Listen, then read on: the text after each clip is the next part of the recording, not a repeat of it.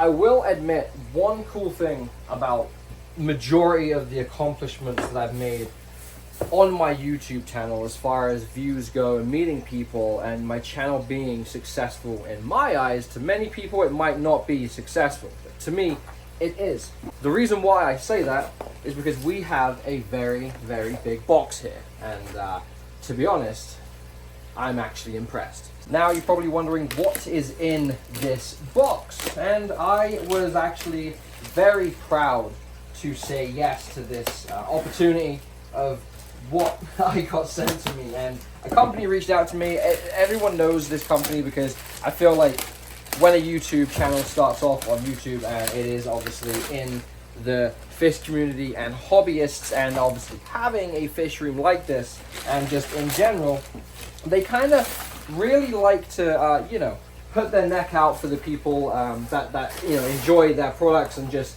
in general want to promote, like, you know, their equipment.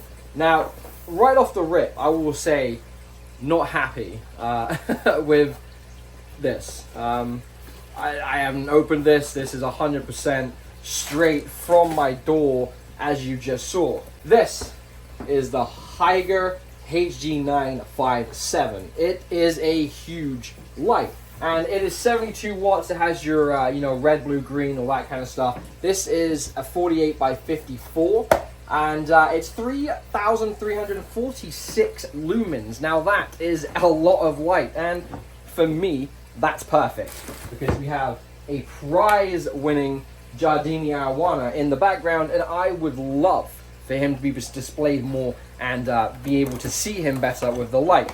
So let's dive in to this review, and hopefully it's as good as everyone says it is.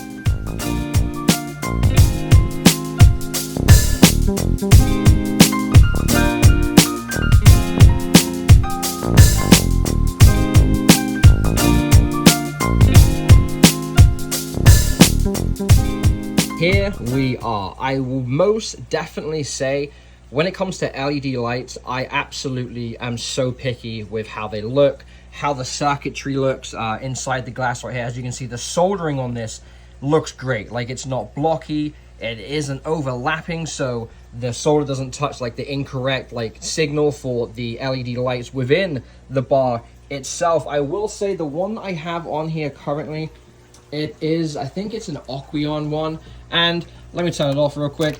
You can buy the LED lights to put in them. I have a red tinted light in here for his tanning process, and these lights are bright. I won't lie, they're very, very bright. These just don't come any bigger than that. So when Haiger approached me and said they were willing to send me one of these, this is actually, I do believe, their biggest LED light, and again, it is the HG951.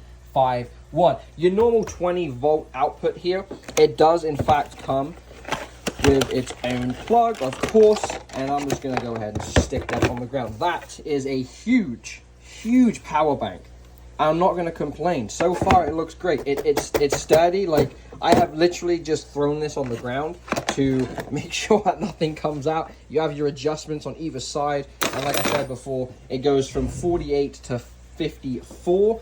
And then it has a centimeter of 120 to 137, if you were wondering, at the conversion. And it looks good. Like, it looks fan-bloody-tastic. And I'm not going to lie, I am so pumped to mess around with the LED screen here, set a timer, see how it is. This is actually touch. If you're wondering, there is no physical button. This is all touch screen along the bottom. Moving on to the extended size here for hooking onto an aquarium. The only thing I'll say that I noticed would probably be a problem is the fact this can actually just slide right out. There is no stop, and if you look in the two grooves on the bottom and top of the light, you can see right there that this actually does go back and forth in here. If they could possibly add like some sort of like little stopper upon the end of these, that way they cannot come out, or give it an option where it can come out and can stay in, because you don't want one day you to knock this light, this pops off, this is resting on your tank on the edges, and then your light falls in the water. It is waterproof to an extent. That is one thing that I did point out when I was looking at it. well, not point out, but when I physically looked at the website and kind of checked this LED light out and decided to pick this one because it checked all my boxes as far as brightness, size, you know, the durability, and then the fact that being waterproof in case it does fall into your tank. Just saying, the clips right here should definitely have some sort of little clip on it so it can't go past this point, or there needs to be something drilled in on these sides where you can push it down, pull it out, but when you push it in, it pops back up and locks these from coming out of the light. I'm going to be very honest. I'm not going to sit here and, you know, promote a light that I don't believe in, and if I see no problems with it, 100%, I would say that right there is kind of a pain in the butt, because you don't want, like, you know, an $80 light falling in a tank, possibly killing a fish that's worth $200, $300, $400. That is not a good thing. Things that I do like about this light: you have a 24/7 mode that simulates, you know, outside where it goes light and dark. I use that a lot on his tank because I don't want him to ever be completely, like, you know, in pitch black. I don't want him to get stunned and freak out and all that kind of stuff. It does have like a little memory in here where if you do set something, it will continue to save it within the light itself, which honestly is fantastic. It's aluminum, it's light. Like I said before, you have your extendable brackets on either side that do need some work. That's one thing that I say, hello, wake up a little bit. Let's go ahead and put some clips in so, you know, it doesn't come all the way out of it. The LEDC screen on the back, or LCD I should say, that is obviously all of your light modes and everything like that. It's got daylight, 7 types of mood lights. So now we spoke a little bit about the light itself. Let's go ahead, turn the fish room light off for you guys so you can go ahead and check this out. I actually forgot where the light was. So as you can see, the tank looks great. It is pretty bright. It's not as bright as the one down below because of the type of light I have on it, but we're going to go ahead and disconnect this light, put it off to the side, grab our new light that Haiger sent to us. Thank you again so much for sending it. Let's pop it on this tank and see how fantastic this looks. The brightness difference, we're going to go through some modes, the 24-hour stuff. We're really going to dive into this light to make sure that you spend your best bang for the buck on a light that's going to benefit you and your fish room to looking fantastic. It is installed, and must I say, holy moly, that is one bright light. As far as myself, I'm really not a fan of overly bright tanks. Now, he looks great, but the point of me having the other light was so I could tan his top scales and his side scales, because I want him to have a darker top and then a lighter side, so his scales decide to kind of get nice and filled in with that really cool outline, as you can see. The other thing is, this tank has a lot of scratches on it, and the light's actually kind of showing a couple of the scratches, which is fine, but the best thing about this light, you can dim this down and choose different functions to match what you want on your tank. If you want to match like a nice gloomy type of look where it's got mood lighting and it's very dim, then this light can do everything that you possibly could want with your fish tank. This is your 10 grade right here. 100's 10, 9, 8, 7, 6, 5, 4. Moving on to the setting the light up for your preferred time for on and off. Now, the moonlight mode is just strictly a blue light that illuminates the tank. It isn't bright. It just gives your fish the, you know, security that it's not pitch black. They can still see what they're doing. They can see outside the tank as well as the inside of the tank. Now, day L means daylight, and right now you can see that it says off. So that is going to be the time that my daylight, which is this, is going to shut off completely. So it's going to shut off at 7:30. I have mine on 24-hour mode. You can select 12, but I would definitely say if you want to do it simple and easy, do 24-hour mode, then just Google your military time or however you want to call it.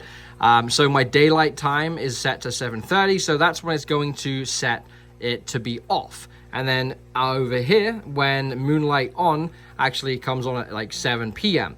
I should actually change the 7 p.m. over here to 7:30 because we want all of this light to match up. And then you pretty much just hit the arrow until you get to 7:30. And you gotta remember, whatever is flashing is the thing that you are changing. Now, moonlight off is gonna tell me that I have it set to 7:30 because that is PM, which is fine. And then go ahead and hit that, and then that again, and then everything's back to normal. But let's go ahead and take a look at the light on. See how it says day L is flashing? You wanna hold that, and it's going to go to this setting, and you want to hold this again. Now you get to change when your daylight comes on. I have it set to 7:30 in the morning, and then I have it to set off at 7:30 at night. And then it goes back to not blinking. And then if you want to go ahead and change the moonlight, you do the same thing. You hold the little gear icon, it goes to on and off. You can shut it to off if you want. And then you hit it again, it's going to tell me that it's going to turn on at 7:30 at night. And it's going to shut off at 7:30 in the morning. Simple as that. It's such an easy setup. Now, I'll show you the size difference to the Aquon that I have. And obviously, I'm going to keep this light because it is a nice spare light. But just the bulkiness of these look. Aquon looks absolutely huge compared to this. This is such a very thin and slick design. I hate bulky lights, so this is going to work fantastic for me. I do need to do some more research on the light itself to see if I can like kind of push a button or something along those lines to where I can just kind of select the moonlight myself, or if my fish is having a bad day, I'll just unplug it. I'm not too sure if the memory does save if you unplug it. That's one thing I should do a research on, is if this actually does lose power, are all of my settings going to end up getting erased? That's one big thing. One more thing, the light does come with some instructions that do in fact get really down to detail in how to set your light from the memory, so you never have to actually hit an on-off button again. When you set this up to your local time, and then the time that you want the light to kick on and the mood light to kick off, etc., everything in this book tells you how to do that. Moving on to the light actually itself that is now set up, it is very bright. I do enjoy seeing this tank this bright. This is your LED screen or LCD screen, however you want to say it. The local time is in fact the big numbers above, so right now it's like 11:26 in the morning for me. I did go ahead and set my daytime and my moonlight here. I will tell you, once you hit your little button right here, you can start to see things to flash, like day L right now. That is indicating that's daylight, so you go ahead and set this. And I have it on 24-hour mode because I know military time very well. So this is going to, I do believe, kick on at 7:30. As far as the packaging goes, I will say it was wrapped up in bubble wrap, and it did have the styrofoam legs on it, so it actually couldn't be smacked about. It would be absorbed by these little things. That's fantastic. But this is the box. The design looks fantastic. It does give you all of the key points from the light itself. At the bottom, it has all your product features: programmable design of LCD, light and 7 types of moonlight options, 24-hour mode and simulating sunrise, 2-channel control independently, each light frame 10 grade brightness. That's ridiculous.